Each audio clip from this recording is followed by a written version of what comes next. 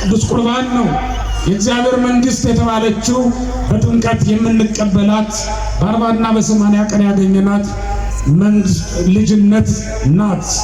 ከእግዚአብሔር መወለዳችን ናት። የእግዚአብሔር መንግስት የተባለችው የእግዚአብሔር መንግስት መውረስ በጥምቀት እንጀምራለን። ዛሬ ነገስታቱ መኳንንቱ ልጆቻቸውን ክርስትና ቢያስነሱ ከድሃ ልጅ ጋር አብረው ነው የሚያስነሱት። ከቤተ መንግስት ስለመጡ ሌላ መጠመቂያ ገንዳ ይዘጋጅላቸው። ከቤተ መንግስት ከኢየሩሳሌም ምንጮች ዮርዳኖስ ስለሚበልጥ ግን አይደለም። ቀድሞ ኢዮብን የፈወሰበት ንዕማንንም ከለምጽ ያዳነበት ቅዱስ ውሃ ነው ዮርዳኖስ። ታቦቱን በመጣ ጊዜ ዮርዳኖስ የእግዚአብሔርን የቃል ኪዳኑን ታቦት የተሸከሙ ካህናት እግሮቻቸውን ሲያስነኩት ዮርዳኖስ ቆሞ ታይቶ ነበር። እግዚአብሔር ድንቅ ስራ የሰራበትና ወገኖቹን ያሻገረበት ቅዱስ ውሃ ነው ዮርዳኖስ። የተመረጠባቸው ጥቂት ምክንያቶችን ነው አሁን እየነገርኳችሁ ያለሁት። ዮርዳኖስ ለምን እንደተመረጠ እንጂ ከሌሎቹ ስለሚበልጥ ግን አይደለም ማለት ነው። አሁን ግን በመጨረሻ የመጣው ደግሞ ራሷን ዮርዳኖስን የሚያጠምቃት ራሷን ዮርዳኖስን የሚፈውሳት ኢየሱስ ክርስቶስ ነው ማለት ነው። መጣ በዮሐንስ እጅ በእደ ዮሐንስ በማየ ዮርዳኖስ ተጠመቀ ማለት ነው። የእግዚአብሔር ቤተሰቦች ሊጠመቅ ሲገባ ውሃው ቆሟል። በኢያሱ ዘመን እንደተደረገው በመጽሐፍ ጊዜ ልደቱን ስናከብር አምላካችን እግዚአብሔር ከሰው በመወለዱ የኛን ባህሪ አድርጎ በእኛ አካል በእኛ ገንዘብ በእኛ ዓለም ውስጥ ስላገኘነው ደስ ብሎን ከመላእክት ጋር ዘምረናል። ዛሬ ደግሞ የእግዚአብሔር ቤተሰቦች በጣም የሚገርመውና ደስ የሚለው እኛ ከእግዚአብሔር የምንወለድበትን ታላቅና ድንቅ የሆነውን የጥምቀትን ምስጢር የመሰረተበት የገለጠበት ቀን ነውና ትናንት ከኛ በመወለዱ ዛሬ ደግሞ እኛ ከሱ በመወለዳችን ደስ ይለናልና ለዚህ ላበቃን ለእግዚአብሔር ክብርና ምስጋና ይሁን። ወወሀቦሙ ስልጣነ ውሉደ እግዚአብሔር ይኩኑ የዮሐንስ ወንጌል ምዕራፍ 1 ቁጥር 12 ላይ የእግዚአብሔር ልጆች የሆኑ ዘንድ ስልጣንን ሰጣቸው ይላል። እስኪ ይህን ቃል በሉት። የእግዚአብሔር ልጅ የሆነ ሁሉ ይህን ቃል ይናገር። የእግዚአብሔር ልጆች የሆኑ ዘንድ በሉ ስልጣንን ሰጣቸው። ዛሬ እግዚአብሔር ለሰው ልጆች ምድራዊውን ሳይሆን ሰማያዊውን ስልጣን የሰጠበት ምድራዊውን ሳይሆን ሰማያዊውን ክብር የገለጠበት ዕለት ነው። ጥምቀት ከእግዚአብሔር የመወለዳችን ምስጢር የሚረጋገጥበት እኛና እግዚአብሔር መዋሃዳችን እኛና እግዚአብሔር አንድ መሆናችን የሚታወቅበት የሚረጋገጥበት ድንቅ የሆነ ምስጢር ነው። በቤተ ክርስቲያን የትኛውን ምስጢር ከመሳተፋችን በፊት የምንሳተፈው የጥምቀትን ምስጢር ነው። ምክንያቱም እግዚአብሔር ለሰው ልጆች መንግስትን የመለሰበት እግዚአብሔር ለሰው ልጅ ክብሩን መልሶ እንደገና በገነት ያጣነውን ክብር የሰጠበት ታላቁ ምስጢር በጥምቀት የተፈጸመ ስለሆነ ነው። አምላካችን መድኃኒታችን ኢየሱስ ክርስቶስ ዛሬ በዮርዳኖስ በዮሐንስ እጅ መጠመቁን እንሰማለን፣ እናነባለን። ይህንንም ልናከብር መጥተናል። ያን ጊዜ በወንጌል እንደተጻፈው አምላካችን ኢየሱስ ክርስቶስ ከገሊላ ወደ ዮርዳኖስ የሄደው ዮሐንስ ያጠምቅ ስለነበረ ነው። በዚያ ዘመን በዮሐንስ እጅ ይጠመቁ የነበሩት ንስሐን የሚሹ ኃጥአን ናቸው። በዮሐንስ ስብከት ተማርከው ልቡናቸውን ወደ እግዚአብሔር መልሰው ተጸጽተው በኃጢአታቸው ምክንያት ከሚመጣባቸው ቁጣ ለማምለጥ እግዚአብሔርን ፍለጋ ከኢየሩሳሌም የወጡ ሰዎች ናቸው። በዮርዳኖስ ምድረ በዳ ይጠመቁ የነበረው ከዮሐንስ ዘንድ። ምድረ በዳው የቤተ ክርስቲያን ምሳሌ ነው። አይሁድ ይኖሩባት የነበረችውን ጠማሞቹ አይሁድ የሞሉባትን ኢየሩሳሌምን ትቶ ዮሐንስ ያጠምቅ የነበረውና ቃሉን ይመሰክር የነበረው በምድረ በዳ ነው።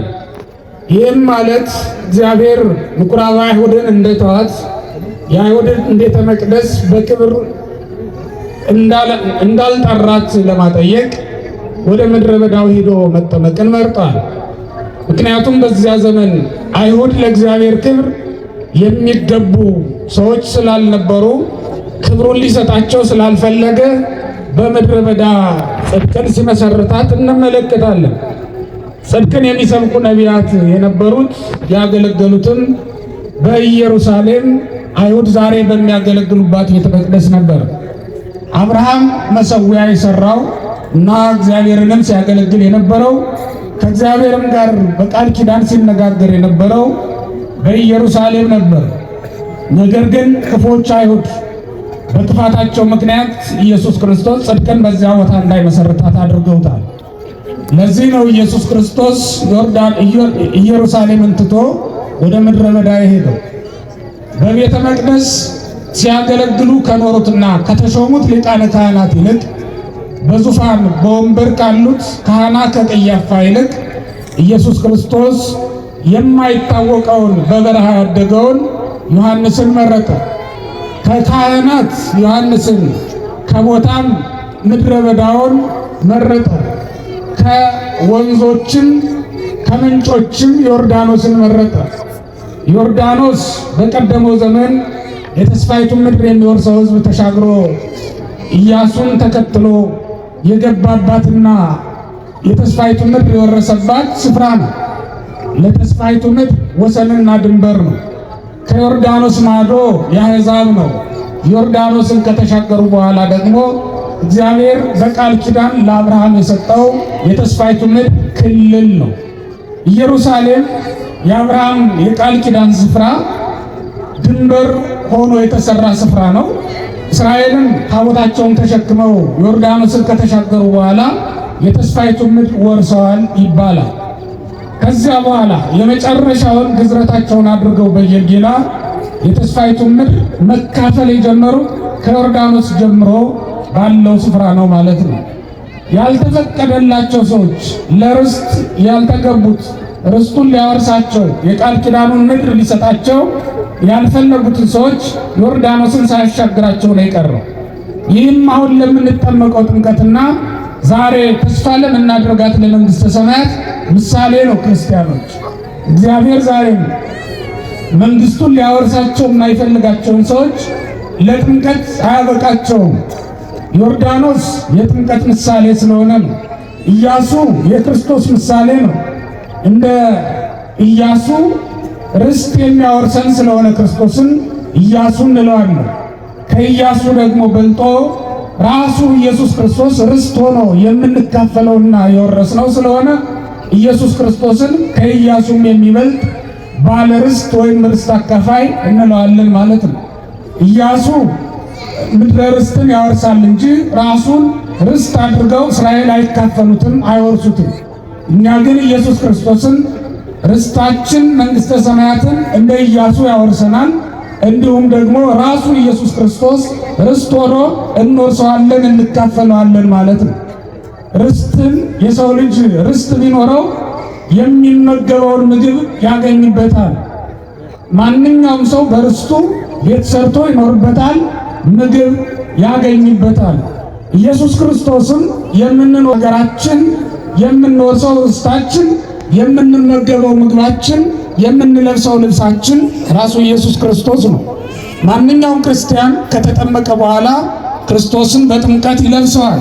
ሐዋርያው ቅዱስ ጳውሎስ እንዳስተማረን አንትሙሰ ለተጠመቅሙ በክርስቶስ ክርስቶስክሙ፣ በክርስቶስ የተጠመቃችሁ ክርስቶስን አምናችሁ የተጠመቃችሁ እናንተ ክርስቶስን ለብሳችኋል ብሎ እንዳስተማረን የተጠመቀች ነፍስ በጥምቀት ክርስቶስን ትለብሰዋለች።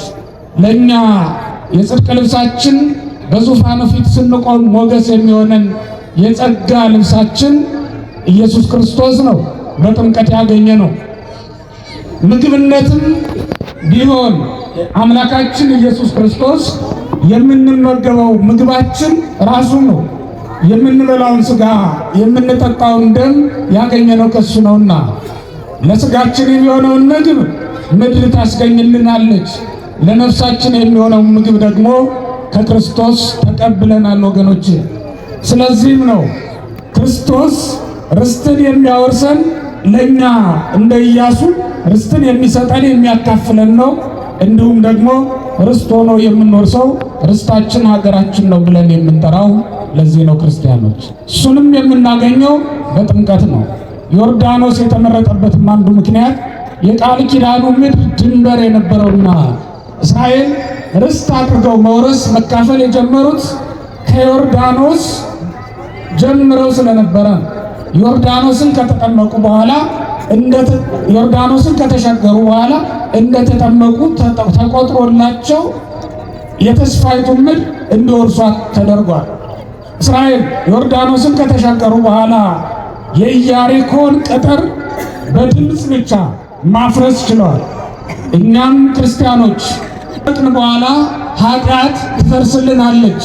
እንደ ኢያሪኮ ቅጥር በኃይል አይደለም፣ ከእግዚአብሔር በሚገኝ ኃይል በእግዚአብሔር ቃል ነው እንጂ በድምፅ ብቻ በዝማሬ ካህናቱ አሐዱ አብ ቅዱስ፣ አሐዱ ወልድ ቅዱስ፣ አሐዱ ውእቱ መንፈስ ቅዱስ ብለው የሚናገሩት ቃል ብቻ ከሰው ልጅ ላይ ከሰው ሕይወት ላይ የኃጢአትን ግንብ ማፈራረስ ይችላሉ ማለት ነው። ኢያሱ እንዳደረገው 7 ጊዜ ዞረው አይደል የሚለው ኢያሪኮን በመዞር ብቻ ድምፅ በማሰማት ብቻ ግንቧን አፍርሶ ወርሷት ይኖራል። እኛም ውሃውን እየዞርን እናጥናለን፣ ውሃውን እየዞርን ስመ እግዚአብሔር እንጠራለን። ከዚያ በኋላ በዚያ ስመ እግዚአብሔር በተጠራበት ውሃ የተጠመቀ ሰው የኃጢአት ግንብ ፈርሶለት የእግዚአብሔርን መንግሥት ተስፋ የሚያደርጋትን ሰማያዊት ርስት መውረስ ይቻለዋል ማለት ነው። ለዚህ ነው ቅድም ብፁዕነታቸው ውሃውን እየዞሩ ሲያጥኑ እንዲሁም ደግሞ ቃል እግዚአብሔር እየጠሩ ሲባርኩ እንደነበር አይታችኋል። ውሃውን የምንዞረው ልክ ኢያሱ ኢያሪኮን እንደዞራት ማለት ነው። ክርስቲያኖች ልብ በሉ። ያን ጊዜ ኢያሱ ኢያሪኮን በዞራት ጊዜ የእግዚአብሔርን ድምፅ በመጥራት በዝማሬ ብቻ ግንቧን እንዳፈረሰው ይህም ዙረነው ስንዞረው የነበረው ውሃ ተቀድሷል። ብንረጭበት ብንታጠብበት ኃጢአትን ከላያችን ላይ የሚያፈርስልን ይሆንልናል ማለት ነው። ከኛ ኃጢአትን ያርቅልን ዘንድ ውሃን ለመንጻታችን የባረከልን እግዚአብሔር ስሙ የተመሰገነ ይሁን። ኢየሱስ ክርስቶስ ዮርዳኖስን የመረጠው ለዚህ ነው ብያችኋለሁ። ሌሎች ምክንያቶችም ይኖራል። ከኢየሩሳሌም ምንጮች ዮርዳኖስ ስለሚበልጥ ግን አይደለም። ቀድሞ ኢዮብን የፈወሰበት ንዕማንንም ከለምጽ ያዳነበት ቅዱስ ውሃ ነው ዮርዳኖስ። ታቦቱን በመጣ ጊዜ ዮርዳኖስ የእግዚአብሔርን የቃል ኪዳኑን ታቦት የተሸከሙ ካህናት እግሮቻቸውን ሲያስነኩት ዮርዳኖስ ቆሞ ታይቶ ነበር። እግዚአብሔር ድንቅ ሥራ የሰራበትና ወገኖቹን ያሻገረበት ቅዱስ ውሃ ነው ዮርዳኖስ። የተመረጠባቸው ጥቂት ምክንያቶችን ነው አሁን እየነገርኳችሁ ያለሁት ዮርዳኖስ ለምን እንደተመረጠ እንጂ ከሌሎቹ ስለሚበልጥ ግን አይደለም ማለት ነው። መቼስ ምንም እንኳን እንደ አባይ በዓለም አቀፍ ዝና ያለው ውሃ ቢሆን ኃጢአትን ሊሽር የሚችል ውሃ አለ እንዴ? እግዚአብሔር ካልባረከውና ካላከበረው በስተቀር ምንም እንደ ጣና ቢሰፋ ቢበዛ ውሃ ሰውን ከእድፍ ሊያነጻው ይችል ይሆናል እንጂ ሰውን ከኃጢአት ሊያነጻውና ከእግዚአብሔር እንዲወለድ ሊያደርገው አይችልም። እግዚአብሔር ዮርዳኖስን ምንም እንኳን ከሌሎች አንቅት ከሌሎች ምንጮች የማይበልጥ መካከለኛ ውሃ ቢሆንም ዮርዳኖስን መረጠና አከበረው ማለት ነው። እሱ ተጠመቀ። የተጠመቀው እንደ ሕዝቡ ኃጢአት ኖሮበት ሊናዘዝ አይደለም። እንዲያውም ቅዱስ ዮሐንስ አፈወርቅ ምን ይላል?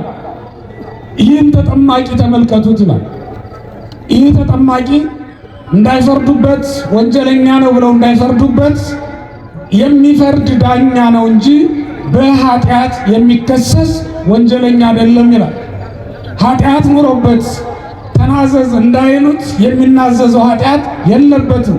ዮሐንስ ምን ብሎ ያጠምቀዋል? ሌሎችን ለንስሐ በውሃ ያጠምቃቸዋል።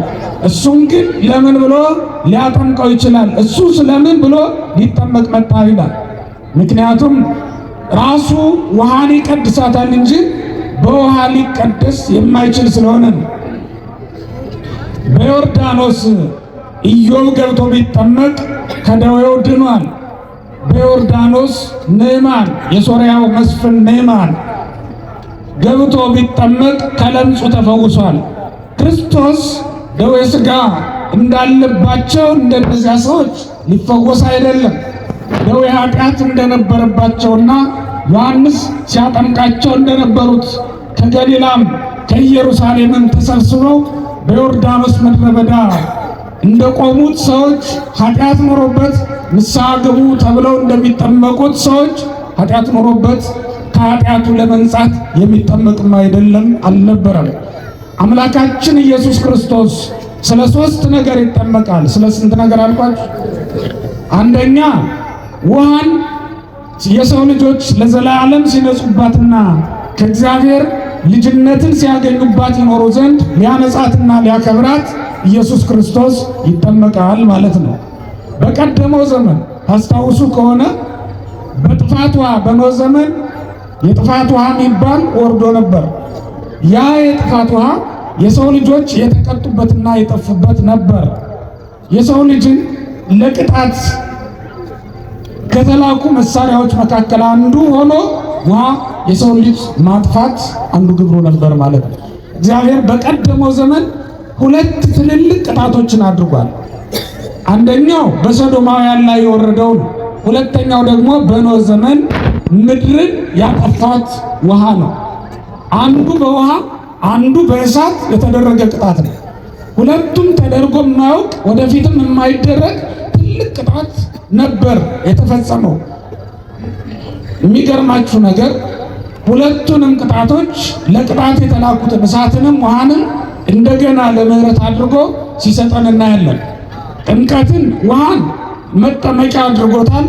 አሁን ከእግዚአብሔር ጋር የምንታረቅበት የምህረት በር ሆኗል ማለት ነው። እሳትንም ሐዋርያትን መንፈስ ቅዱስን በሰጣቸው ቀን በእሳት አምሳል በላያቸው ላይ እየወረደ ሲያርፍባቸው ስላየ ነው። እንደ ሰዶም እንደ ገሞራ እሳት አውርዶ የሚያጠፋን ሳይሆን አሁን በዚህ ዘመን በእሳት አምሳል ቅዱስ መንፈስን እየሰጠ የሚዋሃደን መሆኑን እንድንረዳ እንድናምን አድርጎናል ማለት ነው። ስለዚህ እንደቀደመው ዘመን ውሃ ከሰማይ አውርዶ ያጠፋናል ብለን አናስብም።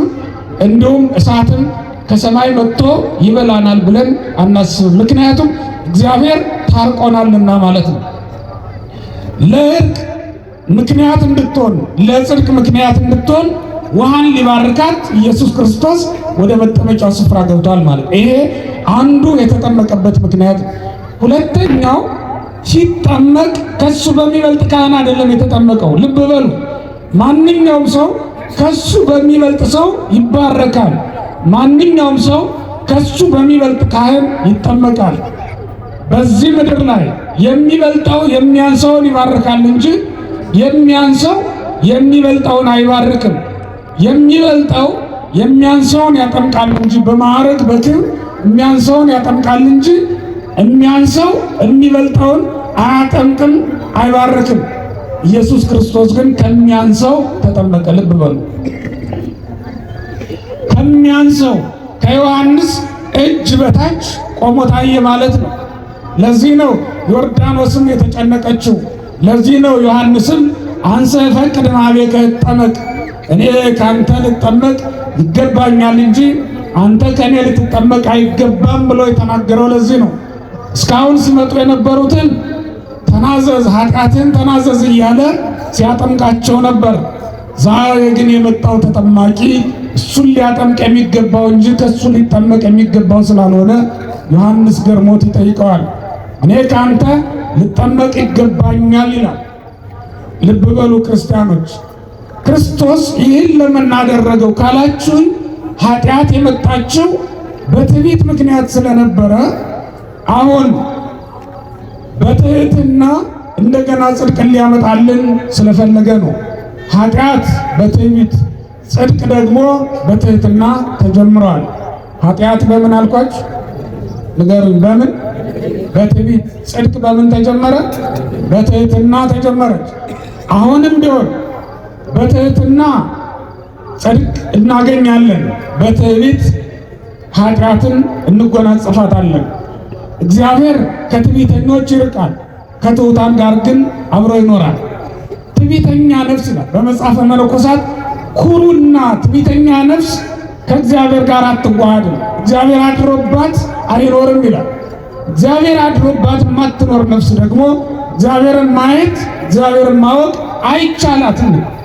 እግዚአብሔርን ማወቅ የማይቻላት ነፍስ ኩሩና ትዕቢተኛ ነፍስ ናት። ወገኖች ትዕቢት ከአመንዝራነትም ከሌብነትም በላይ አጸያፊ ኃጢአት እንደሆነ አታውቁም? በእውነት እግዚአብሔር በትህትና ነው ወደ ዓለም የመጣው።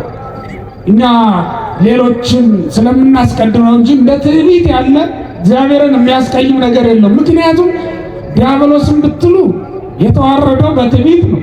አዳምን ብትሉ ከገነት የተሰደደው በትዕቢት ነው። በትዕቢት ያልተዋረደ ማን አለ? ሁላችንን የምታዋርደን ትዕቢት ናትና እግዚአብሔር ከኛ ያርቅልን።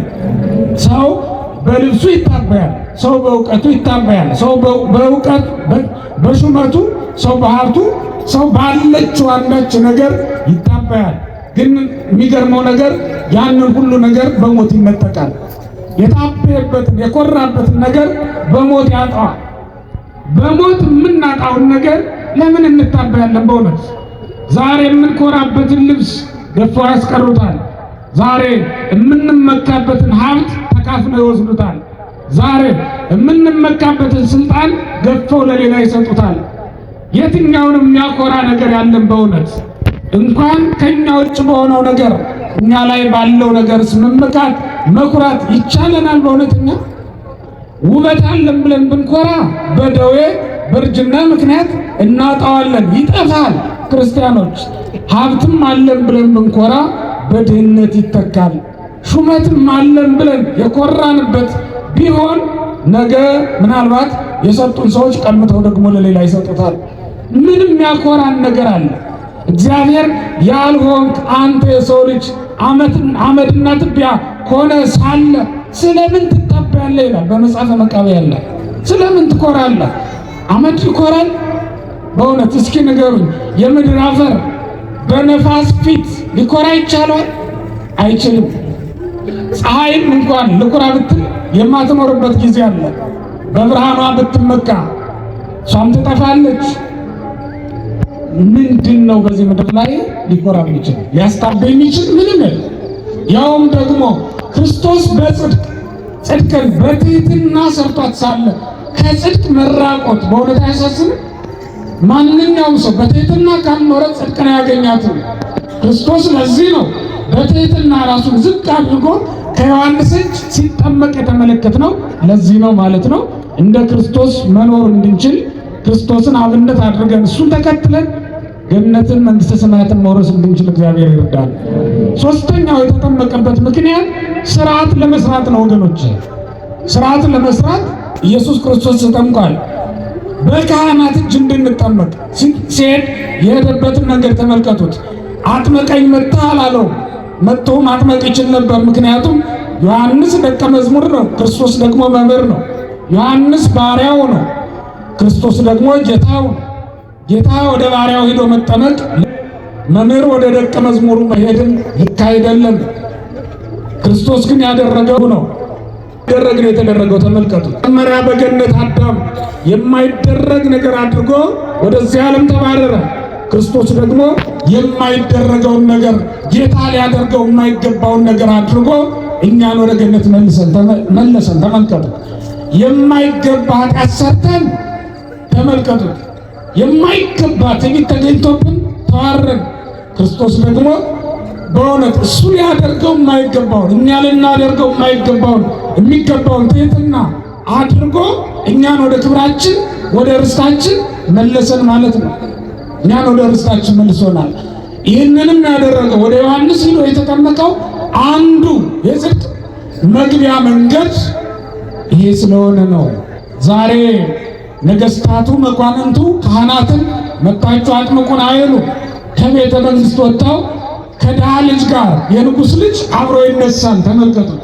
ክርስቶስ ከኃጢአተኞች ጋር ነው ቆሞ ሊጠመቅ በዮሐንስ እጅ ሊጠመቅ አብሮ የተገኘው ከኃጢአተኛው ሕዝብ መካከል ስለሆነ ነው። ለዚህ ነው ዮሐንስ ምን ይላል? እኔ አውቀዋለሁ እናንተ ግን አታዩትም፣ በመካከላችሁ ቆሟል።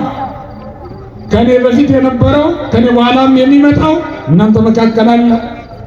ጸጋና ጽድቅን ተመልቷል። እሱም ለኛ ደግሞ ይሰጠን ዘንድ ጸጋና ጽድቅ በኢየሱስ ክርስቶስ ይሆንልን ዘንድ የመጣው ክርስቶስ ነው እያለ ይመሰክር ነበር። ብርሃን በመካከላቸው ተገልጦ እነሱ ግን ብርሃንን ማየት አይችሉም ነበር። ዮሐንስ ስለ ብርሃን ሊመሰክር የመጣ ስለሆነ ያንን ስለ ብርሃን ይናገር ነበር። በመካከላቸው ስላለው ስለ ክርስቶስ ከኃጥአን ጋር አብሮ እንደ ኃጢአተኛ በኃጢአተኞች ጉባኤ ተገኝቷል። እዚያ መካከል ሁሉም ችግር ኖሮበት ነው የመጣው። ሁሉም ኃጢአት አስጎንብሳው ይኖር የነበረ ሰው እና ከኃጢአት እስራት ሊፈታ ይመጣል። ኃጢአት ያስጨነቀችው ከከተማ ያስወጣችው ሕዝብ መካከል ክርስቶስ አብሮ ተገኘ። ዛሬ ነገስታቱ መኳንንቱ ልጆቻቸውን ክርስትና ቢያስነሱ ከድሃ ልጅ ጋር አብረው ነው የሚያስነሱ። ከቤተ መንግስት ስለመጡ ሌላ መጠመቂያ ገንዳ አይዘጋጅላቸውም። ከቤተ መንግስት ስለመጡ ለብቻቸው የመጠመቂያ ቀን አይወሰድላቸውም። አብረው ከድሆች ጋር እኩል ይጠመቃል። ልጅ ከምዕመን ልጅ ጋር አብሮ ይጠመቃል። ማንኛውም ሰው በክርስቶስ በጥምቀት የሚያገኛት ያቺ ልጅነት እኩል የምትሰጠው ስለሆነ ነው። ሁሉም አብሮ ይጠመቃል። ክርስቶስን አብነት በማድረግ ነው። ልብ በል። ምክንያቱም ክርስቶስ ከሕዝብ መካከል ከተራው ሕዝብ ጋር አብሮ ነው ሲጠመቅ ያየ ነው። ወንድረ ተጠምቁ ሁሉ ሕዝብ ተጠምቀ እግዚእ ኢየሱስ እንዲል መጽሐፍ። ሁሉም ከተጠመቁ በኋላ ለዚያው መጨረሻ ላይ ነው የመጣው። ተመልከቱት። ዮርዳኖስን የሚቀድሳት ክርስቶስ በመጨረሻ መጣ። እስካሁን ድረስ የተጠመቁት ከዮርዳኖስ የተነሳ ፈውስን የሚያገኙና በዮርዳኖስ ተጠምቀው ከኃጢአት የሚነጹ ነበሩ። አሁን ግን በመጨረሻ የመጣው ደግሞ ራሷን ዮርዳኖስን የሚያጠምቃት ራሷን ዮርዳኖስን የሚፈውሳት ኢየሱስ ክርስቶስ ነው ማለት ነው። መጣ በዮሐንስ እጅ በእደ ዮሐንስ በማየ ዮርዳኖስ ተጠመቀ ማለት ነው። የእግዚአብሔር ቤተሰቦች ሊጠመቅ ሲገባ ውሃው ቆሟል። በኢያሱ ዘመን እንደተደረገው በመጽሐፈ ኢያሱ ምዕራፍ 3 ላይ እንደተጻፈው የቃል ኪዳኑ ታቦት ወደ ውሃው ሲገባ ውሃው ቆሞ ነበር ይላል። እስራኤልም ቀይ ባህርን ሲሻገሩ ውሃው ቆሞላቸው ነበር። ሙሴም ኢያሱም ባህር ከፍለው ሊያሻገሯቸው እኛንም ኢየሱስ ክርስቶስ ባህር ከፍለው ሊያሻግረን፣ ይህም ማለት ጥምቀት ነው። በጥምቀት መካከል ሊያሻግረን ስለፈለገ ውሃው እንዲቆም ተደርጓል። የቆመው ውሃ ከላይም ከታችም ከላይ ያለው ቆሟል፣ እንደ ክምር ሆነን፣ ከታችም ያለው ደግሞ ፈሶ አልቋል። በመካከል የብስ ተገልጧል። ኢየሱስ ክርስቶስ የቆመበት ያ ስፍራ ጽድቅ የተመሰረተችበት ስፍራ ነው። ከላይ የቆመው ውሃ በአባቶቻችን ዘመን ከአዳም ጀምሮ ሲንከባለል የመጣው ኃጢአትና መርገም ነው። ከታችም ደግሞ ወርዶ ፈሶ ያለቀ ውሃ ወደፊት የሚመጣው ትውልድ ዕዳ በደል እንደሌለበትና ክርስቶስ በጥምቀት ነፃ እንዳወጣን ለማሳየት ነው። ክብርና ምስጋና ለእግዚአብሔር ይሁን። ከኃጢአት ነፃ ያወጣ ሁሉ አሜን ብሎ ለሚበል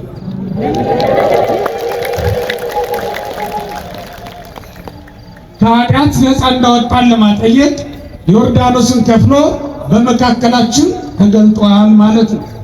ያን ጊዜ ዮርዳኖስ በእሳት ተከቦ ታይቷል። ለምን ካላችሁኝ ይህ አምላካችን መድኃኒታችን ኢየሱስ ክርስቶስ በጥምቀት ጊዜ ለሚጠመቁ ሰዎች ሁሉ የሚሰጣትን ጸጋ የሚያሳይ ነው። እንደምታውቁት እሳት በጫካ ላይ ቢለቀቅ ቅጠሉን በልቶ ስር የሰደደውን ዛፍ ግን የለመለመውን ዛፍ አይበላውም። ሊበላ ያለው ገለባው የደረቀው ተቃጥሎ ያልቃል። የለመለመው ግን ለብ ለብ ቢያደርገውም እንዲሁ ይኖራል። መንፈስ ቅዱስም ወደዚህ ምድር በመጣ ጊዜ ለሰው ልጅ ሲሰጥ ኃጢአትን ያጠፋታል። የሰው ልጅን ግን ተዋህዶት ይኖራል ማለት ነው። ጫካው ላይ እሳት ብንለቅበት የደረቀውን አጥፍቶ ጫካውን ሊለመልሙ ያላቸውን ዛፎች እንደፈለጉ እንዲሆኑ ስር እንዲሰዱ ቅርንጫፋቸውን እንዲሰዱ ያደርጋል እንጂ ጉዳት የለውም። መንፈስ ቅዱስም ወደ ዓለም በመጣ ጊዜ ለጻድቃን ስራ ያሰራቸዋል፣ ኃጥአንን ግን ያጠፋቸዋል ማለት ነው። ለኃጥአን መቅሰፍት ነው መንፈስ ቅዱስ፣ ለጻድቃን ደግሞ ስራ የሚሰሩበት ሆኖ ይሰጣቸዋል ማለት ነው። መንፈስ ቅዱስን ሲቀበሉ ወይም መንፈስ ቅዱስ ወደ ቤተ ክርስቲያን ሲመጣ ኃጥአንን ቀስፎ ጻድቃንን ደግሞ ለስራ አነቃቅቶ ነው የሚሄደው ማለት ነው። ጻድቃን መንፈስ ቅዱስን በተቀበሉ ቁጥር ኃጢአት እየጠፋችላቸው ጽድቅ እየበዛችላቸውና ስራቸው እየበዛ ነው የሚሄድ፣ ተጋድሎ እየጨመሩ ነው የሚሄዱት ማለት ነው ጻድቃን። ኃጥአን ግን ይጠፋሉ ከቤተ ክርስቲያን።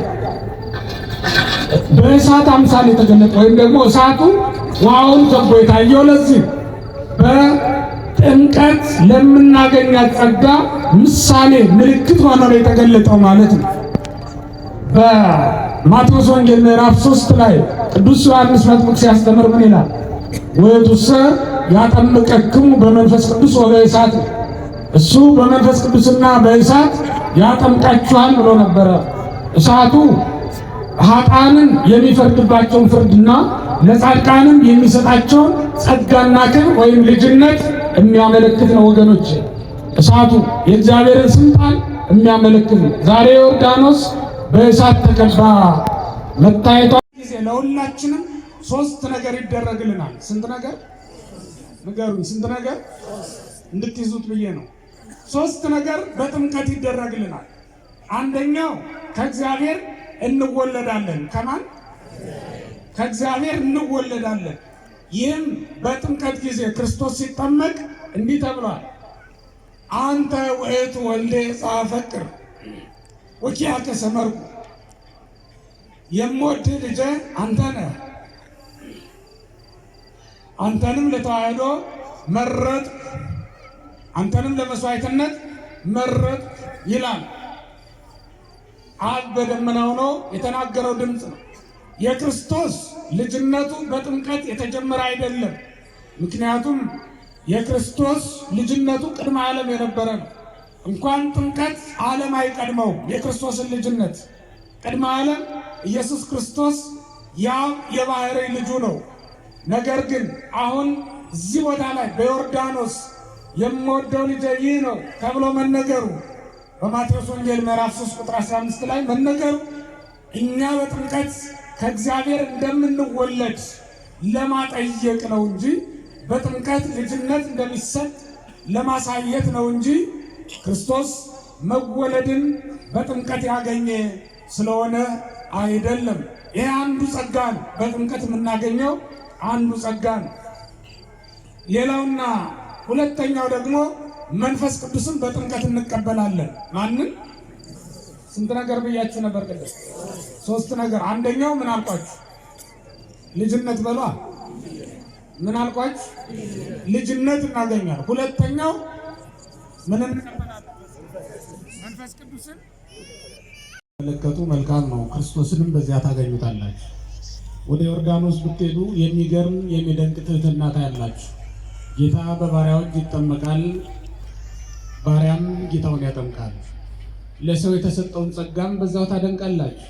ምክንያቱም ዮሐንስን አገልጋዩን ናና አጥምቀኝ ብለው ፈጣሪውን እንዲያጠምቅ ሲፈቅድለት ስንመለከት እጅግ የሚገርም ነውና ወደ ዮርዳኖስ ሂዱ የእግዚአብሔር ቤተሰቦች፣ ሰማይ ተከፍቶ በዚያ ታያላችሁ።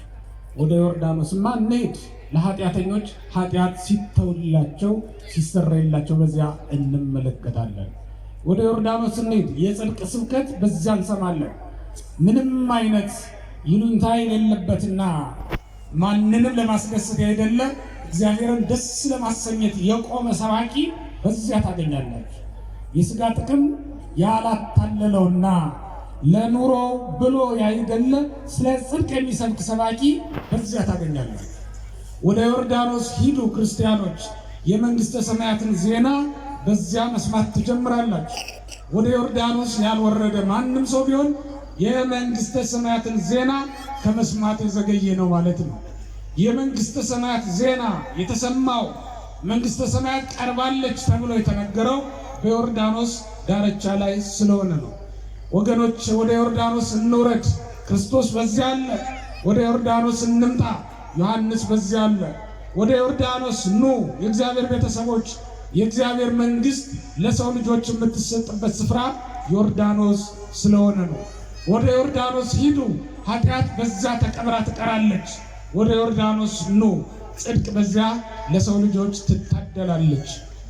ከከተማ እንውጣ፣ አይሁድ ከሚኖሩበት ስፍራ እንውጣ፣ ከአይሁድ እንለይ። ጠማሞችን አይሁድን ክርስቶስ ትቷቸው ሂዷል። ጽድቁን መንግሥቱን በምድረ በዳ ላሉት ሰጥቷል። ታላቁን ዜና፣ ከዚህ የሚበልጥ ዜና በእውነት ወገኖቼ ለማንም የለውም። ንጉሥ መጥቷል ቢሏችሁ ከዚህ በላይ ልትደሰቱ አይገባም። በምድር ላይ ትልቅ ሽልማት ለእናንተ ሊሰጥ ነው ብትባሉ ከዚህ ዜና የሚበልጥ መስሎ እንዳይሰማችሁ። ይህን የሚበልጥ ዜና ለማንም አልተነገረም። መንግሥተ ሰማያት ቀርባለችና ንስሐ ግቡ። ማን ቀርባለች? ማን ቀርባለች? ወገኖቼ የእግዚአብሔር መንግሥት በጥምቀት ልትሰጥ ቀርባለች። የእግዚአብሔር መንግሥት ወንጌል ናት። የእግዚአብሔር መንግሥት የተባለው ራሱ ክርስቶስ ነው። በልጅነት የምንወርሰው የምንቀበለው የእግዚአብሔር መንግሥት የተባለው ቅዱስ ቁርባን ነው። የእግዚአብሔር መንግሥት የተባለችው በጥምቀት የምንቀበላት በ40 እና በ80 ቀን ያገኘናት መንግሥት ልጅነት ናት። ከእግዚአብሔር መወለዳችን ናት የእግዚአብሔር መንግሥት የተባለችው። የእግዚአብሔርን መንግሥት መውረስ በጥምቀት እንጀምራለን። ስለዚህ ወደ ዮርዳኖስ ልባችሁን ስደዱት፣ አውርዱት። ወደ መጠመቂያው ስፍራ ዝቅተኛ ነው ብላችሁ አትናቁት። ክርስቶስ ያለበት ስፍራ ሁሉ የከበረ ነውና። ምድረ በዳ ነው ብላችሁ አትተውት። ክርስቶስ ባለበት በዚያ መላእክትን ታገኛላችሁ። መላእክት ባሉበት የምትኖሩ ከሆነ እንዴት ምድረ በዳ ልትሉት ትችላላችሁ? መንፈስ ቅዱስ የወረደው በዚያ አይደለም? ሰማይ የተከፈተው እዚያ አይደለም? አብ በደመና ሆኖ የምወደው ልጄ ይህ ነው ብሎ የተናገረው በዚያ አይደለም? ታዲያ ምድረ በዳ እንዴት ሊባል ይችላል? ወገኖች ሰዎች ባሳመሩትና ባስጌጡት ስፍራ ላይ የእግዚአብሔር ጽድቅ ያለች እንዳይመስላችሁ። የእግዚአብሔር ጽድቅማ እግዚአብሔር ባለበት የጽድቅ ሥራ በሚሰሩ ሰዎች መካከል ነው ያለችው። ቤታችሁን ማሳመር አይደለም ወገኖች፣ ሕይወታችሁን ማስጌጥ ልመዱ። ልብሳችሁን ማንጻት አይደለም፣ ልባችሁን ንጹሕ ማድረግን ልመዱ። እግዚአብሔር በልብሳችሁ ንጽሕና ምክንያት በእናንተ ላይ አድሮ ስለማይኖር እግዚአብሔርን የቤታችሁ ማማር የቤታችሁ ጌጥና ሽልማት ሳይሆን የእናንተ የሕይወታችሁ ጌጥና ሽልማት ነው። እናንተ ጋር እንዲኖር በእናንተ ላይ አድሮ እንዲኖር የሚያደርገውና ወገኖቼ ቤታችንን ማሳመር ብቻ አይደለም፣ ሕይወታችንን ማሳመርም ልንለምድ ይገባናል። የሕይወታችን ጌጥ የተባለው ፍቅር፣ ትህትና፣ እምነት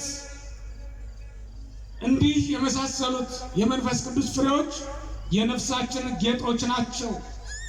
ባጌጠ ቤት ውስጥ ጌጥ የሌላት በተሸለመ ድንኳን ውስጥ የመንፈስ ቅዱስን ጸጋ ያልተሸለመች ነፍስ ይዘን እስከ መቼ ድረስ እንኖራለን?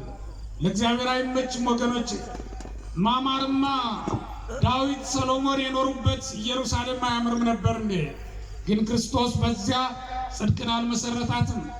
ማማርማ ሰሎሞን የገነባው ቤተ መቅደስ አያምርም ነበር እንዴ ወገኖች? የሰሎሞን ቤተ መቅደስ በዚያ ላይ ደግሞ ሄሮድስ በዚያ ዘመን አስደናቂ አድርጎ ሰርቶት ነበር። ጲላጦስ አንጾት የነበረ ከተማ ነበረ። በገሊላ በይሁዳ ነበረ።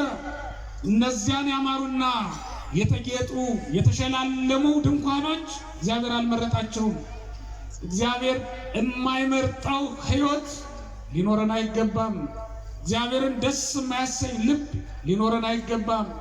እግዚአብሔር ከዛኛው ይልቅ ሰዎች ከሰሩት ካማረው ቤት ይልቅ ምድረ በዳውን ለምን እንደመረጠው ታስተውሉ ይገባል።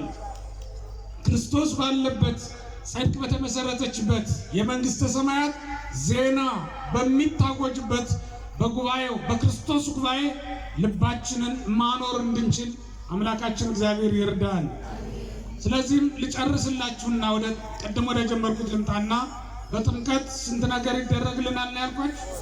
3 ነገር። አንደኛው ልጅነት ብያችኋለሁ። ሁለተኛው መንፈስ ቅዱስን እንቀበላለን።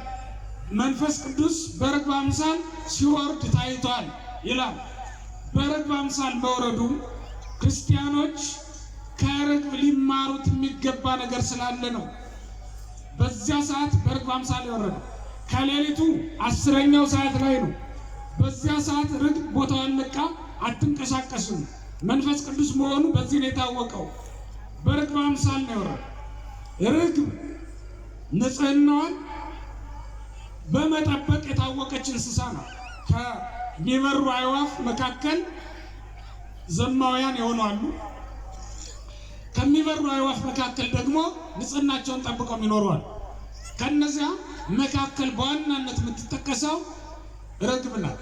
በድርሳነ ሚካኤል እንደተጻፈው ባሏ ከሞተ በኋላ ሌላ ተባት ቢቀርባት እሻትል እስከ ዕለተ ሞቷ ታማኝ ሆና ነው የምትኖረው። ቀድሟት ከሞተ ወደ ሌላ ወንድ አትቀርብ፣ ንጽህናዋን ጠብቃ ነው የምትኖረው። በርግብ አምሳል መንፈስ ቅዱስ መሰጠቱ አንዱ ምክንያት ይሄ ነው። ክርስቲያኖች ለመንፈስ ቅዱስ ከተሰጣችሁ በኋላ ለሌላ ሰውነታችሁን አሳልፋችሁ አትስጡ ለማለት ነው። በእኔ መንፈስ ቅዱስ አድሮብኛል፣ ከዚህ በኋላ የሰይጣን ማደሪያ ልሆን አልችልም በሉ ማለቱ ነው። የማን ማደሪያ? የሰይጣን ማደሪያ መሆን አልችልም። ማን አድሮብኛል? መንፈስ ቅዱስ በሉ ሁላችሁ። ማን አድሮብናል? መንፈስ ቅዱስ ያደረበትን ሰውነት ለሰይጣን ማደሪያነት ማመቻቸት አይገባም ማለቱ። በርግብ አምሳል የወረደበት አንዱ ምክንያት እሱ ነው። በዛውም ላይ ርግብ መከራ የማትሰቀቅ ታጋሽ የሆነች ፍጥረት ናት ይላል። በፊሳልቆስ መጽሐፍ ላይ እንደተጠቀሰችው በማቴዎስ ወንጌል ምዕራፍ 10 ቁጥር 16 ላይ ክርስቶስ ለምእመናን ወይም ለክርስቲያኖች መሪ አድርጓታል። አብነት እንድትሆን እንደ ርግብ ብሎ እንደ ርግብ የዋህ እንድትሆኑ ብሎ ነግሯቸዋል። ሀዳጊ ተበቀል መከራ የማትሰቀቅ ክርስቲያኖችም በክርስቶስ ምክንያት የሚመጣባቸው መከራ ሁሉ ሳይሰቀቁ እንዲቀበሉት ለማሳየት ነው። በርግብ አምሳል መንፈስ ቅዱስ ወርዶ የታየበት አንዱ ምክንያት እሱ ነው። ርግብ ዕፀ ዘዌን ትመገባታለች። ዘዌ የሚባል እንጨት አለ። የዘዌን ፍሬውን ትመገበዋለች። የሚገርማችሁ ነገር የርግብ ተቃራኒ የሆነውና ጠላቷ የሆነው እባብም የዘዌን ፍሬውን ይመገበዋል። የዘዌን ፍሬ ይመገባል። ስለዚህ በዘዌ ዙሪያ ዘዌን ከበው የሚገኙት እባብም ርግብም ናቸው ማለት ነው። እባብም ርግብም በዘዌ ዕፀ ዘዌን ከበዋት ይኖራል።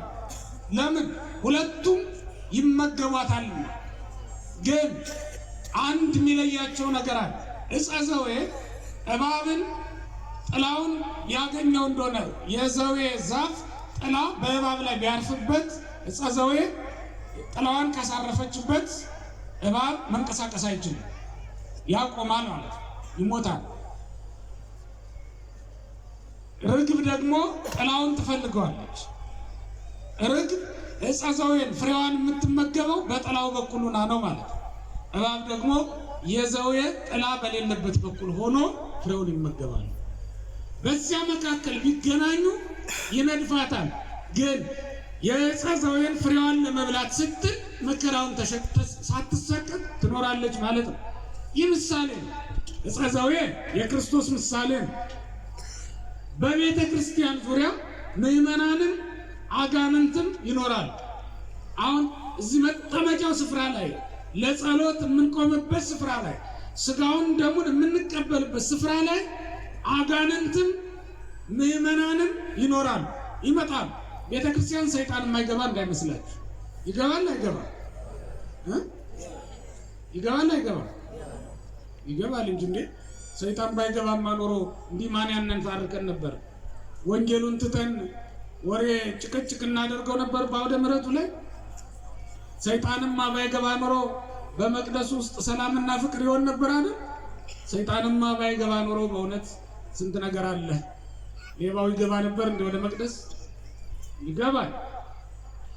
በዕፀ ዘዌ ዙሪያ እባብም ርግብም እንዳሉ ሁሉ ሰይጣንም ምዕመናንም በቤተ መቅደስ ይኖራሉ ማለት ነው። የሚገርመው ግን ልዩነታቸው የዕፀ ዘዌ ጥላዋ ባረፈበት በኩል ርግብ ትኖራለች ነው ያለው። የክርስቶስን ጽላሎተ ረድኤቱ ተቀብለው መስቀሉ ያ ጥላ የተባለው መስቀሉ ነው። አጋንንት የማይፈልጉት የክርስቶስን መስቀል ሊሸከሙት አይችሉም። ምክንያቱም ክርስቶስ የሞተው ለሰው ነው እንጂ ለአጋንንት አይደለም። ስለዚህ የክርስቶስን መስቀል ተሸክመው ምዕመናን ድል ነስተውት ይኖራሉ ማለት ነው። የክርስቶስን ጸጋ እባብ ማነው ርግብ የዕፀ ዘዌን ፍሬውን ተመግበው እንደምትኖር ሁሉ ምዕመናንም የክርስቶስን ጸጋውን ተቀብለው ስጋውን ደሙን ተመግበው ልጅነት አግኝተው ይኖራሉ ማለት ነው። በርግብ አምሳል መንፈስ ቅዱስ ወርዶ የታየው ዛሬ የምዕመናንን መከራቸውን ለማሳየት ነው። መከራውን የማይሰቀቅ ምዕመን ነው የሚፈልገው እግዚአብሔር። በጾም ምክንያት መከራ ይመጣል። በጸሎት ምክንያት ፈተና ይመጣል።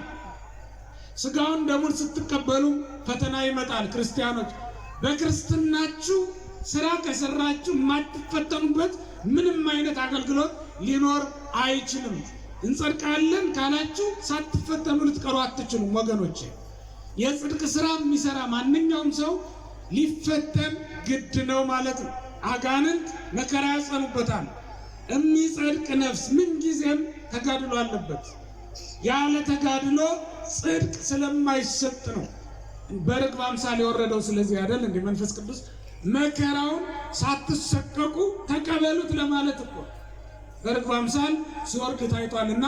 በጥምቀት ከምንቀበላቸው ጸጋዎች መካከል አንዱ መንፈስ ቅዱስ ነው ያልነው ለዚህ ነው። መንፈስ ቅዱስን ተቀብለን ደግሞ እንደ ርግብ የዋሆች ልንሆን ይገባናል ማለት ቂም በቀልን የምንተው ማለት ነው። ሰላምን ብቻ የምናበስር እንደ ቁራ ዓለም የማትስበን የማትማርከን ልንሆን ይገባናል። በኖህ ዘመን ለኖህ ሰላሙን የተናገረችው ርግብ ናት። ቁራ ግን አስቀድሞ የተላከ ቢሆንም በዛው እንደሄደ ቀርቷል። ክርስቲያን በዓለም ልቡ የተማረከ ሊሆን አይገባው። በእውነት ክርስቲያን ሆነን ለገንዘብ ከተሸነፍ፣ ክርስቲያን ሆነን በሹመት ፍቅር ተታለን፣ ሃይማኖታችንን ከረሳን፣ ክርስቲያን ሆነን ከክርስቶስ ተወልደን በእውነት ለመንግሥተ ሰማያት ተመርጠን ሳለን እኛ በእውነት በዚህ ዓለም ፍቅር ተማርከን የወደቅን እንደሆነ ከንቶች ሆነናል ማለት ነው። አንድ ክርስቲያን መንፈስ ቅዱስን ተቀብሎ የመንፈስ ቅዱስን ጸጋ አግኝቶ በእውነት በዚህ ዓለም ፍቅር ሊማረክ በፍጹም አይገባውም። በጥምቀት የመንፈስ ቅዱስን ጸጋ ተቀብሏልና ማለት ነው። ሶስተኛው በጥምቀት የምናገኘው ሰማያዊ ርስት ነው። ምን አልኳችሁ? ሰማያዊ ርስት፣ ሰማያዊ ሀገር በጥምቀት እንቀበላለን። ይህም ጌታ ሲጠመቅ ተረጋግጦልናል። ምክንያቱም ጌታ ሲጠመቅ ሰማይ ተከፍቷልና። ማን ተከፍቷል? ሰማይ ተከፈተ ማለት ወገኖች፣ ሰማይ በር ኖሮት ሳንቃ ኖሮት ይከፈታል ማለት እንዳይመስል። ለሰማይ ደጅ የለው በርም የለው፣ አይከፈትም፣ አይዘጋም። ታዲያ ምን ማለት ነው ሰማይ ተከፈተ ማለት ካላችሁ? ልጅነት ተሰጠ ማለት ነው። ምን ተሰጠ? ሰማያዊ ሀገር ለኛ ተገባን ተሰጠን ማለት ነው። ሰማያዊ ሀገር፣ ሰማያዊ ዜግነት የምንቀበለው በጥምቀት ነው። ከተጠመቅን በኋላ ሁላችንም አባታችን ሆይ በየት የምትኖር እንላለን። በምን የምትኖር? በሰማያት የምትኖር ማለት እንችላለን። ምክንያቱም በሰማይ ከሚኖረው ከእግዚአብሔር የምንወለደው በጥምቀት ስለሆነ ነው። በ40 እና በ80 ቀናችን ሁላችን ከማን ተወልደናል። ከማን ተወልደናል? ከእግዚአብሔር የተወለዳችሁበትን ቀን በእውነት ልታከብሩት ይገባል። እግዚአብሔር ቤተሰቦች በስጋ ከእናትና ከአባት እንወለዳለን። ያ ለሞት ነው። በጥምቀት ከእግዚአብሔር እንወለዳለን። ያም ለዘላለም ሕይወት ነው። ከእናትና ከአባት የተወለድነው ልደት በሞት ይዘጋል፣ ይጠናቀቃል። ከእግዚአብሔር በጥምቀት የምንወለደው ልደት ግን ለዘላለም ሕያው አድርጎ ያኖረናል። ሞት የሌለበት ልደት በጥምቀት እንቀበላለን ማለት ነው። ምክንያቱም ከእናትና ከአባቶቻችን ስንወለድ ሕያዋን ሆነን ነው ወደ ዓለም የምንመጣው። ምን ሆነን?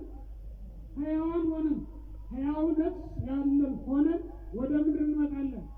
ስንጠመቅ ግን መጀመሪያ ሞተን ነው የምንወለደው። ጥምቀት ወይም ክርስትና ሞት የቀደመው ሕይወት ነው። ምን የቀደመው ሕይወት? ምን የቀደመው ሕይወት? ሞት የቀደመው ሕይወት ነው። ሞት የቀደመው ሕይወት ነው። ሞት የቀደመው ሕይወት ምንድን ነው? ክርስትና። ክርስትና በሏ። ክርስትና ምንድን ነው? ክርስትና። ምን የቀደመው ሕይወት? ሞት። ሞት የቀደመው ሕይወት ግን ሞት ያልኳችሁ ስለ ክርስቶስ የምንሞተው ሞት ከዓለም መለየትን ነው ሞት ያልኳችሁ።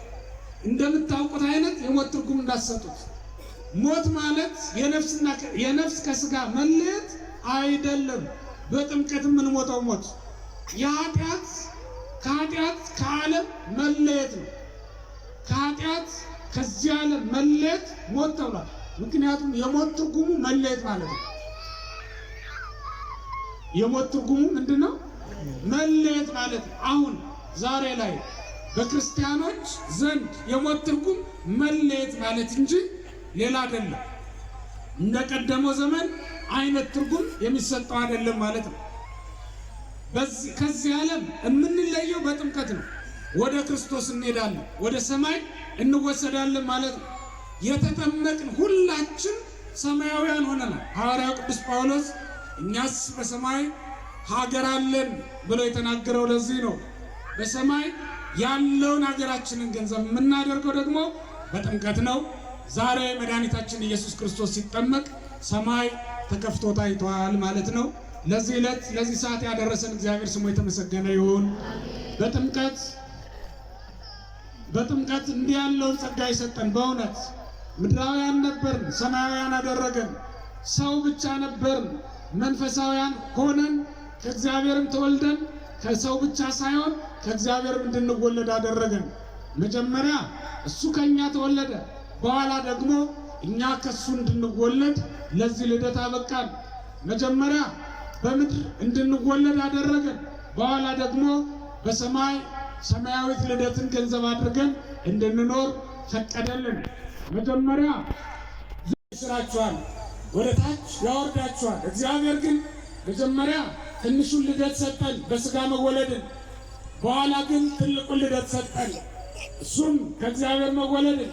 እኛ ግን ትልቁን ትተን በትንሹ እንመካለን። አናሳዝንም? በእውነት በልደተ ስጋ የማይመካ ማን ነው ከኛ መካከል?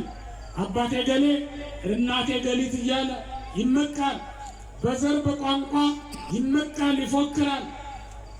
ከዚህ ዘር ተወልጄ እያለ የሚበልጠውን ልደት ግን ይረሳል። ይልቁንስ ወገኖቼ ከመላእክት ጋር ያዛመደችን በጥምቀት ያገኘናት ልደት አትበልጥም? በእውነት በእግዚአብሔር እቅፍ ለመኖር ያበቃችን በሚሞቱት በእናትና በአባቶቻችሁ እቅፍ አይደለም፣ በማይሞተው በእግዚአብሔር እቅፍ ያስቀመጠችን ታላቋ ልደት ጥምቀት ናት። መመካት እስካለብህ በዚህ ነበር። ብንመካስ ኖሮ የምንመካበት ልደት ነበረን። በእውነት ወገኖቼ ብንኮራስ ኖሮ የምንኮራበት ልደት ነበረን። እሱም ከእግዚአብሔር በጥምቀት ያገኘነው ልደት ነው። ብንደሰትስ ኖሮ በእውነት ልንደሰትበት የሚገባ ትልቁ ልደት ነው። በጥምቀት ከእግዚአብሔር የምንወለደው ልደት ነውና መወለድም ከእግዚአብሔር ነው። ለዘላለም ሕያው የሚያደርግና ሞት የሌለበት ልደት ስለሆነ ነው። ነገ ለሚያልፈው ልደት፣ ነገ በሞት ለምታጣው ዝምድና ትኮራለህ። እኒህ የምትመካባቸው ዘመዶች ለዘላለም አይኖሩም። ይህ ዛሬ የምንመካበት የምንደሰትበት ከገሌ ተወልጄ ብለን የምንቆጥረው የዘር ሐረግ ይሻራል፣ በሞት ይጠፋል፣ ይቆረጣል። የማይቆረጥ ዝምድና የማይቆረጥ የዘር ሐረግ ያገኘነው ግን በጥምቀት ነበር። ከተመካንስ በዚህ ነበር። ክርስቲያኖች በእውነት መች ነው በክርስቶስ የምንደሰተው? መች ነው በክርስትናችን ባገኘነው ጸጋ ተስፋ የምናደርገው ደስ ብሎን የምንኖረው? ሁልጊዜ በሥጋ ሁልጊዜ በዚህ ዓለም ሐዘናችንም ደስታችንም በዚህ ዓለም፣ ደስታው በዚህ ዓለም የሆነ ሰው ሐዘኑም በዚህ ዓለም ነው። ዓለም መከራ እያመጣች ስታሳዝነው ትኖራለች። ደስታው በክርስቶስ የሆነ ግን ሰው ሐዘኑም በክርስቶስ ነው። በክርስቶስ የሚያዝን ሰው ደስታውን በክርስቶስ ነው። በክርስቶስ ማመን ሐዘን አለ ትሉኝ እንደሆነ በክርስቶስ በማመኑ ምክንያት ስልጣን ይቀሙታል። በክርስቶስ በማመኑ ምክንያት ሀብት ገንዘብ ያመልጠዋል። በክርስቶስ በማመኑ ምክንያት ሰዎች ይጠሉታል። በክርስትናው ምክንያት ዓለም ይገፋዋል፣ ያንቋሽሸዋል፣ የተጠላ ይሆናል። ስለ ክርስቶስ በስሙ ስለተጠራ በስሙ ስላመነ ዓለም ይንቀዋል። በመናቁ ምክንያት ሐዘን ይመጣበታል፣ መከራ ይመጣበታል። ይሄ ሰው በክርስቶስ መከራ መጥቶበት የሚያዝን ይባላል። ለዚህ ሰው በክርስቶስ ታላቅ ደስታ ይሰጠዋል። ለዚህ ነው እንዲህ ላለው ነው ሐዋርያው ቅዱስ ጳውሎስ ደግሜ ላለው በክርስቶስ ደስ ይበላችሁ ይላል። በማን? በክርስቶስ። ይሄ ሰው ሥጋውን ደሙን በመብላቱ ብቻ ይደሰታል። ይሄ ሰው ከእግዚአብሔር በመወለዱ ብቻ ይደሰታል። ስልጣኑን ቢቀሙት ከእግዚአብሔር መወለዱን እንደ ስልጣን ይጠቀምበታል። ተመልከቱ። ምክንያቱም ቅዱስ መጽሐፍ ምን ይላል? የእግዚአብሔር ልጆች የሆኑ ዘንድ ምንን ሰጣቸው? ምንን ሰጣቸው? ኧረ ንገሩ። ስልጣንን ሰጣቸው። እስኪ ከእግዚአብሔር ይወለዱ ዘንድ በሉ፣ ወይም የእግዚአብሔር ልጆች ይባሉ ዘንድ ስልጣንን ሰጣቸው። ስልጣን ቢቀሙት ይሄ ስልጣን አለው ከእግዚአብሔር መወለዱ። ገንዘብ ቢቀሙት ክርስቶስ አለው። ክርስቶስ የማያልቅ ገንዘብ ስለሆነ እዩት ጴጥሮስን ድሃ ነው ግን ድውይ ይፈውሳል። እዩት ዮሐንስን ድሃ ነው ወርቅ ብር የለውም ግን ሙት ያነሳል። እዩት ጳውሎስን ምንም ነገር የለውም ድሃ ነው ግን በልብሱ ሳይቀር ድውይ ይፈውሳል፣ ጋኔን ያባረራል። ከተማ ውስጥ ያለው ፎቅ በሙሉ ያንተ ቢሆን አንድ ጋኔን ታባረራለህ? ከተማ ውስጥ ያለው ስልጣን ኢትዮጵያ ውስጥ ያለውን የመጀመሪያውን ስልጣን ቢሰጡህ አንድ ጋኔን በቃል ማሰር ትችላለህ? አዎ የከተማውን ሰው በሙሉ እሰሩት ብትል ፖሊስ ልከ ማሳሰር ትችል ይሆናል፣ ግን አንድ ጋኔን በቃል ማሰር አትችልም። ጴጥሮስ፣ ዮሐንስ፣ ያዕቆብ ይሏቸዋል የተቀደደ ልብስ ለብሰው የሚኖሩ ናቸው። ግን እንኳን በልብሳቸው እንኳን በቃላቸው በጥላቸው ድውይ ይፈውሳሉ። ተመልከቱ። ክርስቶስ ይህን እንዲህ ላለው ላመኑት ሰዎች እንዲህ ያለ ገንዘብ ነው። ሁሉንም የሚሆን ገንዘብ አላችሁ። ለማን አለው ሁሉንም የሚሆን ገንዘብ? ወርቅ ቢኖርህ አትበላውም አትጠጣውም። በወርቅና በብር የሚበላ የሚጠጣ ትገዛበታለህ እንጂ ወርቅ ቢኖርህ ጤናህን አታገኝበትም። ምናልባትም ፈውስ ለሚሰጡ ሰዎች ከፍለህ የፈውስ መንገዱን ምሩኝ ትላቸው ይሆናል እንጂ ወርቅ ቢኖርህ ጌጥ፣ ሹመት፣ ሽልማት፣ ክብር፣ ውበት አይሆንም። ግን ምናልባት በጆሮ በአንገት አድርገን እናጌጥበት እንሸለምበት ይሆናል እንጂ ልብስ አድርገን እንለብሰው ይሆናል እንጂ እሱ ራሱ ሌላ ነገር ሊሆነና ክርስቶስ ግን ወገኖችን ውበት ነው፣ ጌጥ ነው፣ ሽልማት ነው። ለምታምነው ነፍስ፣ ለጻድቃን ነፍስ ክርስቶስ መብልና መጠጥ ነው። እስኪ ተመልከቱ። በእውነት ልብስ ሆኖ የለበስ ነው፣ መብልና መጠጥ ሆኖ የበላ ነው፣ የጠጣ ነው። በእውነት ክብር ሆኖ የተቀበል ነው፣ ስልጣን ሆኖ የከበርንበት ያጌጥንበት ከፍ ከፍ ያልንበት ከክርስቶስ በቀር ሌላ ምን አለ? በእውነት በዚህ ነው መደሰትም ያለብን ነው። እኛ ግን ያንን ትተን በምድራዊው ነገር እንደሰታለን። በምድራዊ ነገር እንመካለን። በእውነት አናሳዝንም? በእውነት ከኛ ጋር አብሮ ከክርስቶስ የተወለደውን ሰው እኛ ሰፈር ስላልተወለደ እንጠላዋለን። ከክርስቶስ መወለዱ አይበቃውም በእውነት ካንተ ጋር ለመኖር። ከክርስቶስ የተወለዳት ልደት እንኳን ካንተ ጋር ከክርስቶስ ጋር ታኖረዋለች። ከክርስቶስ ያገኘው ጸጋ፣ በጥምቀት ያገኘነው ጸጋ እኛን እንኳን ከሰው ጋር ከመላእክት ጋር ታስተካክለናለች። እኛ ግን የሥጋ ልደት እንጂ የመንፈስ ልደት አናከብርም። በእርግጥ እያከበሩ ያሳደጓችሁ እኮ በሥጋ የተወለዳችሁትን ልደት ነው አይደል? ዛሬ ልደትህ ነው ተብሎ ሽልማት ይመጣላችኋል። መሸለምስ ያለብን በእውነት በ40ና በ80 ቀናችን ባገኘነው ልደት ቀን ነበረ። ምክንያቱም ከእግዚአብሔር ጌጥና ሽልማት የተቀበልንበት ከእግዚአብሔር እጅ ትልቁን ስጦታ መቀበል የጀመርነው በ40ና በ80 ቀናችን ስለሆነ ነው። የጥምቀታችን ቀን ነው ስጦታ መቀበል የጀመርነው። ማንኛውም ሰው በጥምቀት የተቀበለውን ስጦታ መቼም አይቀበለውም። ማንም በጥምቀት የተሰጣችሁትን ስጦታ ሰጥቷችሁ የሚያውቅ የለም። በምድር ላይ አሁን ትልቁን ስጦታ የሰጣችሁ ማን ነው ብትባሉ እገሌ ልትሉ ትችላላችሁ። ምናልባትም መኪና ይሆናል የሰጣችሁ፣ ምናልባትም የምትወዱትን ጌጥ ይሆናል የገዛላችሁ፣ ምናልባትም ደስ የሚያሰኝ አንዳች ቦታ ላይ ወስዶ ይሆናል ያዝናናችሁ። ትልቁ ስጦታ የእገሌ ነው በእኔ ሕይወት ልትሉ ትችላላችሁ። ግን እግዚአብሔር የሰጣችሁን ያክል ስጦታ የሰጣችሁ ማንም የለም። በ40ና በ80 ቀን በጥምቀት እንደተቀበልነው ያለ ስጦታ ማንም አልተሰጠውም። እስኪ ተመልከቱ። ሰማይን የከፈተላችሁ ማን አለ? ውስኪ የከፈተላችሁ ይኖራል። አዎ ትልቁን ስጦታ መኪና ሳይቀር የሰጣችሁ ይኖራል። ግን መኪናው ወደ ሰማይ አያወጣችሁም። ከከተማ ከተማ ነው የሚያንቀሳቅሳችሁ፣ ከሀገር ሀገር ነው የሚያዞራችሁ። ግን ክንፍ ኖሮት ወደ ሰማይ አያወጣችሁም። እኛ የእግዚአብሔር ቤተሰቦች ማሰብ ያለብን ጥምቀት ምን ያህል ትልቅ ጸጋ ያገኘንበት ሀብታችን እንደሆነ ነው ማሰብ ያለብን። ግን እኛ ለምድራዊ ነገር እንለውጠዋለን። አሁን እዚህ በመጠመቂያው ስፍራ በመንፈሳዊ ስነ ስርዓት ጥምቀትን እናከብራለን። ወጥተን ደግሞ ከጥምቀት በኋላ እንዳልሆነ እንሆናለን። ኧረ ተው በእውነት ሰማይ ተከፈተ ነው እንጂ የተባለው የጠላ ጋን ተከፈተ ነው የተባለው። በእውነት ክርስቲያኖች አሁን ወጣችሁ የማይሆን ነገር ትሆናላችሁ። እዚህ በቅዱስ ውሃ ትታጠባላችሁ፣ ትረጫላችሁ፣ ትጠመቃላችሁ። ወጣችሁ ደግሞ በጃንቦ ትጠመቃላችሁ። ነውር አይደለም።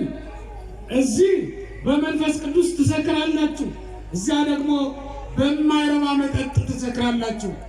ተው እንጂ ክርስቲያኖች፣ በመንፈስ ቅዱስ ነው ልንሰክር የሚገባው። ምክንያቱም ሐዋርያው ቅዱስ ጳውሎስ መንፈስ ይሙላባችሁ እንጂ የወይን ጠጅ አይደለም ብሎን ያስተማረው በኤፌሶን ቤተክርስቲያን ሲያስተምር፣ በመንፈስ ቅዱስ እንጂ በወይን ጠጅ ልንሞላ አይገባም። መንፈሳዊ በዓልን በመንፈሳዊ ስነ ስርዓት ማክበር ልመዱ ክርስቲያኖች። ደስ ይላል ትላላችሁ አስተያየት ስትሰጡ፣ ሚዲያ ላይም ስትናገሩ፣ ለሚዲያ አስተያየት እንድትሰጡ የምትጠየቁ ሰዎች መንፈሳዊውን ደስታ ግለጡ። ይህንን ግርግሩን አይደለም፣ የገበያውን መሙላት አይደለም፣ የሆዳችንን መሙላት አይደለም። ስለተቆረሰው ዳቦ ስለታረደው ፍሪዳ አትንገሩ። እሱ አይደለም የመንፈሳዊ በዓል መገለጫው። ይሄ የክርስቶስ በዓል ነው። እኛ ከሰማይ ስለወረደው በግ እንጂ አንተስ ከገበያ ስለገዛው በግ አይደለም የምንናገረው። እኛ ከሰማይ ስለወረደው ህብስት እንጂ ጓዳ ውስጥ ስለተዘጋጀው ህብስት አይደለም። እሱ አይመለከተንም። ቢኖርህ ትበላለህ፣ ባይኖርህ ደግሞ ትተወዋለህ። ስለበላህም አትጸድቅም፣ ስላልበላህም አትኮነንም። እሱ እንደ አቅማችን እናደርገዋለን። ግን በእውነት ክርስቲያኖች ይሄ መንፈሳዊ በዓል ነው። መንፈሳዊ ደስታን በእናንተ ዘንድ መፍጠር ይኖርበታል። ስለለበሳችሁት ልብስ አይደለም እኛ መንፈሳዊ ደስታን የምንናገር። ነጭ ስለለበሳችሁ አይደለም ደስተኞች መሆናችሁ የሚታወቀው። ጥቁር ስለለበሳችሁም አይደለም። የክርስቶስን በዓል ጥቁር በመልበስ አልናቃችሁትም፣ ነጭ በመልበስም አላደመቃችሁትም። የክርስቶስን በዓል የምታከብሩት የምታደምቁት መንፈሳዊ ደስታን ስትደሰቱና በመንፈሳዊ ስነ ስርዓት ስታከብሩት ነው። ወጥቶ መስከረን ከየት ተማራችሁት? ወጥቶ በበዓል ሰበብ መዳራትን ከማን ተማራችሁት? ወጥቶ በበዓል ሰበብ ሰክሮ መንዘላዘልን ከማን ተማራችሁት? ይሄ የመንፈሳዊ በዓል እሴት አይደለም። ይሄ የመንፈሳዊ በዓል ስነ ስርዓት አይደለም። ልብ ግዙ ክርስቲያኖች፣ መንፈሳዊ በዓልን በመንፈሳዊ ስነ ስርዓት አክብሩ። የክርስትናውን በዓል በአሕዛብ ስርዓት አታክብሩት። የክርስትናውን በዓል በክርስትና ስነ ስርዓት ልናከብረው ይገባል። ይሄ ወንጌል ጠቅሰን ነው የነገርናችሁ። በዓሉን በወንጌል የተጻፈ መሆኑን ነው የነገርናችሁ። የወንጌልን በዓል በወንጀል አናከብርም። በእውነት እዚህ መጥቶም እኮ ይሰርቃል። እዚህ መጥቶም ይሰርቃል። ክርስቶስ የተሰረቀችን ነፍስ ባስመለሰበት ቀን ገንዘብ ሰርቆ የሚሄድ ሰው አለ። ኃጢአት በተሰረየችበት ቀን፣ ኃጢአት በተቀበረችበት ቀን፣ ኃጢአትን በውሃ ባሰጠመበት ቀን እንደገና መጥቶ ኃጢአት ሰርቶ የሚሄድ ሰው አለ። ያሳዝናል። ልብ ግዙ ክርስቲያኖች፣ ኃጢአት በሞተችበት ቀን ኃጢአትን ሕያው አታድርጉት። ኃጢአትን ከመቃብር አታውጡት። ዛሬ ክርስቶስ በውሃ የተጠመቀው ኃጢአትን በውሃ ሊያሰጥማት፣ ኃጢአትን በውሃ እንዳትወጣ አድርጎ ሊቀብራት ነው። ለዚህም ነው ደምሰሰ ለነ መጽሐፈ ዕዳን የምንለው። ኃጢአት በደብዳቤ ተጽፋ ትኖር ነበር። እንግዲህ ደብዳቤ ውሃ ላይ ከጣሉት መልሰው ቢያነሱት ቀለሙ አይገኝም። ውሃ የበላው ነገር የት ይገኛል? በቃ ውሃ በልቶታል እንላለን አይደል? እንደውም በልማት ከዚህ በኋላ ምን አይልም ማለታችን ነው። መልሰህ አታገኘውም ማለት እኮ ነው። ኃጢአትንም ውሃ በላት። በቃ ከዚህ በኋላ እንዴ ውሃ የበላውን ኃጢአትን እንደገና መልሰን እንዴት እናመጣዋለን? ይህንንም ብለው ወደ ከተማው አይኖቻችሁ ብዙ ነገር ያያሉ። የክርስቲያን እንዴት በበዓል ሰበብ በዓልን ተገና አድርጎ የአሕዛብ ስራ ይስራል። የመዳራት የዝሙት ቀን እንዴት ታደርጉታላችሁ? ስጋችሁ ብቻ አይደለም ነፍሳችሁም ትረፍ እንጂ። አንዳንዱ ሰው በስጋ መስሪያ ቤቱን ዘግቶ ያርፋል፣ ሱቁን ዘግቶ ያርፋል። ሱቃችሁን ዘግታችሁ ነፍሳችሁ ካላረፈች ምን ጥቅም አለው? በእውነት ካልተማራችሁ ነፍሳችሁ ታርፋለች እንዴ? ሳትቆርቡ ማረፍ አለ እንዴ? እረፍት ሰናው ተወጥነት ይላል ቅዱስ ዮሐንስ አፈወርቅ የዕብራውያንን መልእክት ሲተረጉም። እረፍትስ አሁን ተጀመረች ይላል። በጌታ ልደት በጌታ ጥምቀት እረፍት የተጀመረው አሁን ነው። እረፍት የሚሏችኋል መንፈሳዊ በዓልን በመንፈሳዊ ስነ ስርዓት ማክበር ነው እንጂ እረፍት ማለት ቢሮ መዝጋት አይደለም። እረፍት ማለት ሱቅን ዘግቶ መንዘላዘል አይደለም። ከተማ ለከተማ ነፍሳችሁ አርፋተዋል። በእውነት ክርስቲያኖች ይህንንም ስላችሁ ቤታችሁን ዘግታችሁ እየበላችሁ እየጠጣችሁ ዋሉ ማለት አይደለም። ከድሆች ጋር ተካፍላችሁ ብሉ። የነፍሳችሁ እረፍት በዚያ ነው። የተራበ በማብላት ነው የነፍሳችሁን እረፍት የምታገኙት። ከድሆች ጋር በመዋል ነው የነፍሳችሁን እረፍት የምታገኙት በዚያ ነው። ጥምቀትን ማክበር ያለብን ክርስቶስ እንደሰራ አድርገን ነው። ወዲያው ወጣ እኮ ነው ብለው ሶቢሃ ወጻማ ይላል ቅዱስ ዮሐንስ አፈወርቅ ሲተረጉመው ወዲያው ወጣ ለምን ያለ ይመስላል ይላል። አልዘገየም። ለምን? ለጽድቅ ስራ ከተጠመቃችሁ በኋላ ለቅጽበት እንዳትዘገዩ ማለቱ ነው። ለቅጽበት እንዳትዘገይ ፈጥነህ ውጣ ማለቱ ነው። ልቆይ ልቅመሰው ላጣጥመው አትበል። ኃጢአት እንደሆነ ኃጢአት ናት። ሞትን ልቅመሰው አይባልም ወገኖች። ሞትን ልቅመሰው አይባልም። መርዝን ልቅመሰው ይባላል። መርዝ ይቀመሳል? እስቲ ልቅመሰው ምን ይላል? አይባልም። አሽትተህ በቃ መርዝ ከሆነ መርዝ ነው። ብትቀምሰው አትመለስማ። ኃጢአትም እንደዚያ ናት። ልቅመሳት አይባልም። ቀምሳት በሕይወት መኖር ስለማትችል ማለት ነው። ስለዚህ ዛሬ አምላካችን መድኃኒታችን ኢየሱስ ክርስቶስ ለእኛ በጥምቀት የምናገኛቸውን 3 ነገሮች ገልጦልናል። ይህም ማለት አንደኛው ልጅነት፣ ሁለተኛ የመንፈስ ቅዱስን መሰጠት፣ ሶስተኛው ሰማያዊ ዜግነትን በልጅነት እንድናገኝ የፈቀደበት ቀን ነው። ጥምቀትን ለኛ ለልጅነታችን ለመዳናችን ትሆን ዘንድ የባረከልን እግዚአብሔር ስሙ የተመሰገነ ይሁን። በድጋሚ እንኳን አደረሳችሁ። እግዚአብሔር ይስጥልን።